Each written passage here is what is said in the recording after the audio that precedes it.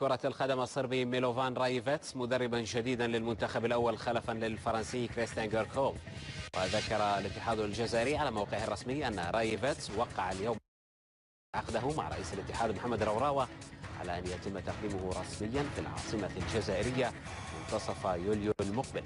وسبق للمدرب الصربي البالغ من العمر 62 عاما أن أشرف على تدريب المنتخب الغاني في الفترين 2008 و2010 في الفترة ما بين 2008 و2010 وقاده حينها إلى ربع نهائي مونديال جنوب أفريقيا.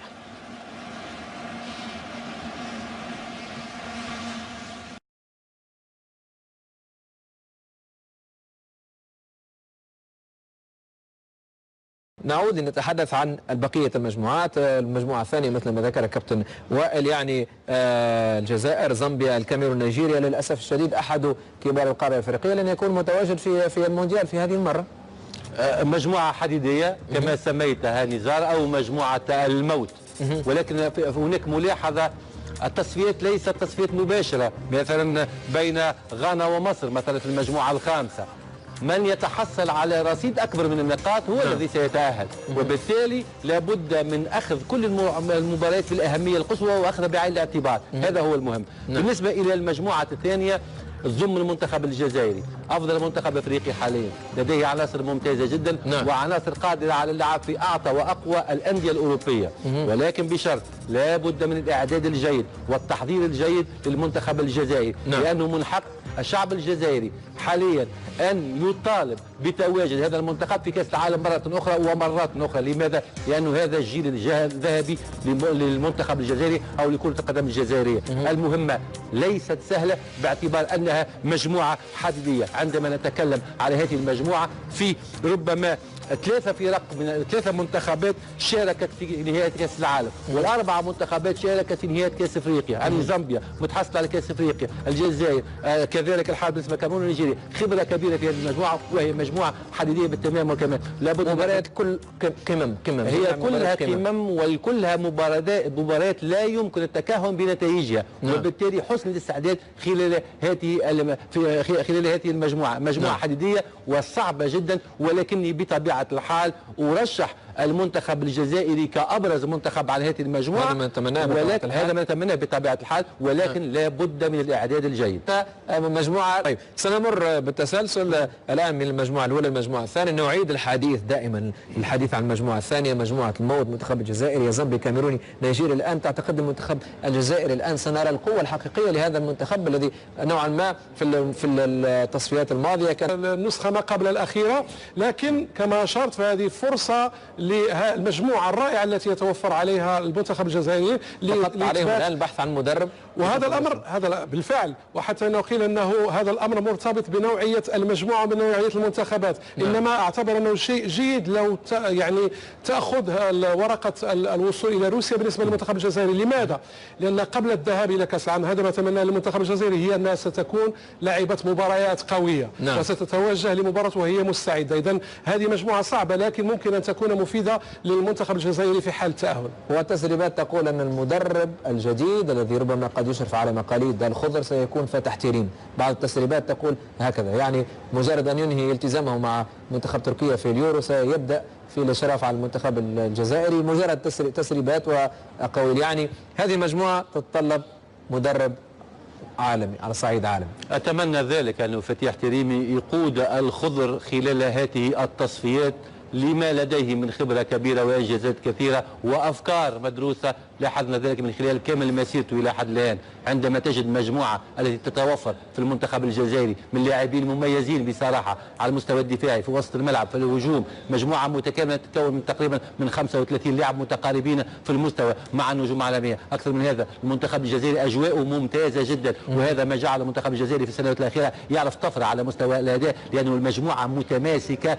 ومجموعة قوية جدا خلال ال4 سنوات الأخيرة. وعمل الاتحاد الجزائري لكرة القدم لقدوة على مستوى التنظيم كذا في الهيكلة، وعمل عمل مهم جدا. هناك تطور كبير لكرة القدم الجزائرية، المجموعة حديدية بصراحة، نتكلم بواقعية وبوضوح، والحظوظ متساوية بين كل المنتخبات، الأفضلية نوعا ما للمنتخب الجزائري بشرط أن يحسن التعامل خاصة مع المباريات الأولى، المباراة رقم 1 ورقم 2 ورقم 3 حصد أكثر من النقاط، لأنه على المستوى النقطي على المستوى المعنوي هذا مهم جدا. في كل الحالات نتمنى كل الخير لكل المنتخبات العربية، وأتمنى أن نشاهد المنتخبات الكل متواجدة في نهاية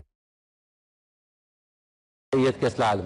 نعم. طيب نمر الحديث عن المجموعة المغربية قبل أن أعيد الكلمة للكابتن محمد. ربما الكوت ديفوار، مالي، الجابون، المغرب. كابتن محمد قال ربما فقط سيكون حوار ثنائي مع الكوت ديفوار بطل أفريقيا، والنقطة الإيجابية أن هيرفي رونار مدرب المغرب الحالي يعرف جيدا الكوت ديفوار.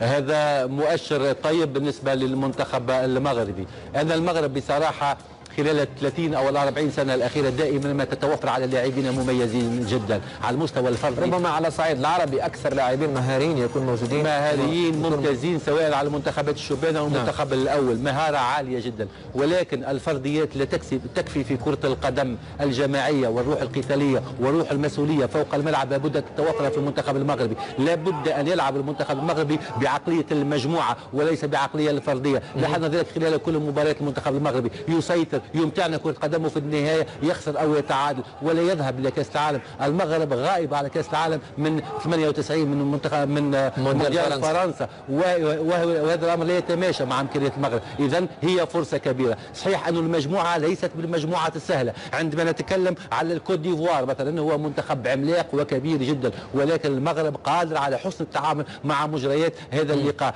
قلت المواجهات ليست مباشرة، ليست مواجهة مباشرة بين المغرب والكوت ديفوار فقط، لا بالعكس، هي مواجهات بين 4 منتخبات. لابد على المنتخب المغربي أن يحصد كل النقاط على ملعبه، وأتحدث أنا على كل النقاط ولا يفرط في نقطة واحدة فقط، وأن يجلب نقاط من خارج ملعبه وهو قادر على ذلك. المجموعة قوية. المنتخب مثلا ذهاب إلى روسيا.